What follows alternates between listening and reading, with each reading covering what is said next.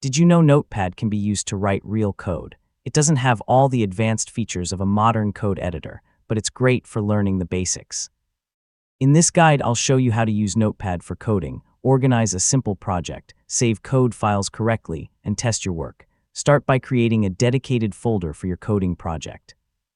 You can place it on your desktop or inside documents. Give it a clear name, such as My Website. Keeping all your files in one folder makes it much easier to manage your project. Open Notepad and create a new document. You can use it for HTML, CSS, JavaScript, or many other plain text programming files. For a simple example, start with an HTML document containing a heading and a short paragraph. Keep your code properly organized and use clear indentation where it helps. Now save your code with the correct file extension. Open File and choose Save As. For HTML, use an HTML extension. For CSS, use CSS, and for JavaScript, use JS. If Notepad shows a file type option, choose All Files so Windows doesn't accidentally save your code as a TXT file.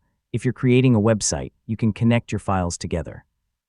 Link the CSS style sheet from your HTML file and add your JavaScript file using a script element. Make sure the file names and folder locations match exactly. Yeah, even one small spelling difference can stop a file from loading. Next, test your project. For HTML, open the file in a web browser to see the web page. If you're using JavaScript, open the browser's developer tools and check the console for messages or errors. When something doesn't work, read the error carefully instead of changing everything at once. To make changes, return to Notepad, edit your code, and save the file. Then switch back to the browser and refresh the page. Repeat this process as you build. Keeping your changes small makes it much easier to find out what caused a problem. And that's how you can use Notepad for basic coding. Create an organized project folder, write your code, save each file with the right extension, connect your files, and test the result.